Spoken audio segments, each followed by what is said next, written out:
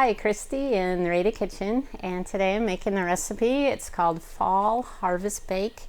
It's one of the recipes out of our 101 recipes with apples. As you can see, I have a lot of apples that I picked off my tree in the backyard. So I'm going to use 2 of those in this recipe and a butternut squash.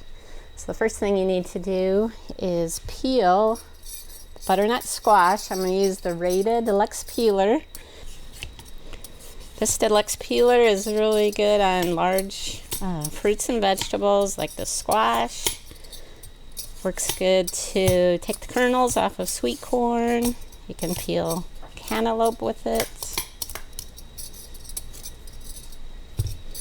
So once you have the squash peeled, we're going to cut it into 3/4 inch slices.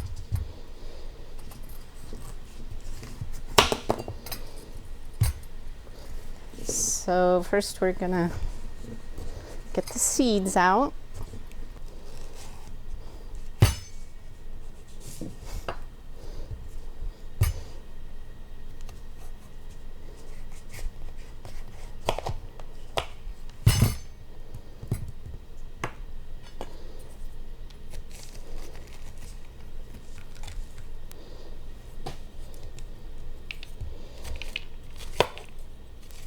And then you'll slice it into 3/4 inch slices.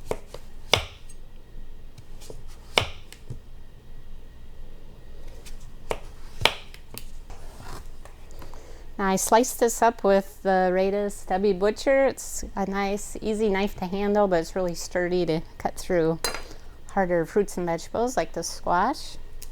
All right, now we're gonna layer the squash in the bottom of a 9 by 13 pan. I'm using the Rada stoneware pan, so I don't have to grease that. If you're using a regular pan, you'll want to put some to grease it up.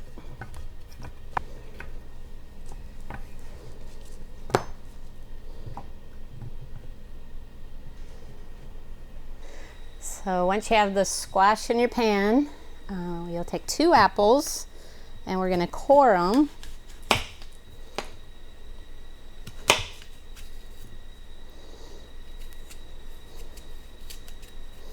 And again, I'm still using that Stubby Butcher knife. The blade's not too long, so it's still easy to maneuver, even to cut out the core of an apple.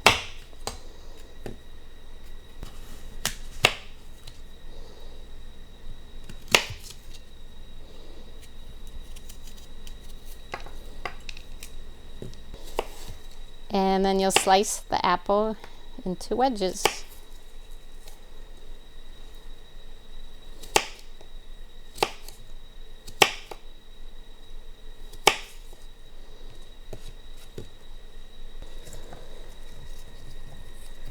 Then you place the apple wedges over the squash.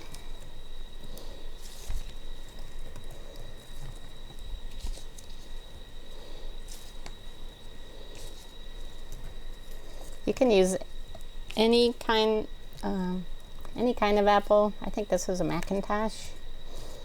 It was just grown outside on my tree. All right, now set that aside because we have a mix we're going to put over top of it.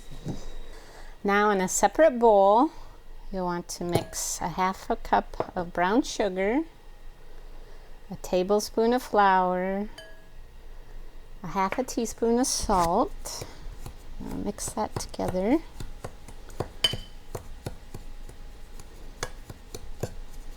This is the cook spoon. It's the same spoon I use to get the seeds out of the squash. It's also good to get seeds out of a pumpkin or to stir and cook with on the stove. And to that we're going to add a 1/4 cup of melted butter.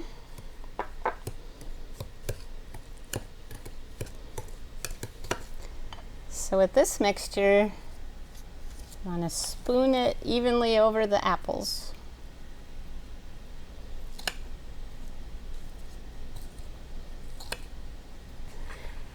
And now we'll put this in a preheated 350-degree oven for 50 to 60 minutes or until it's tender.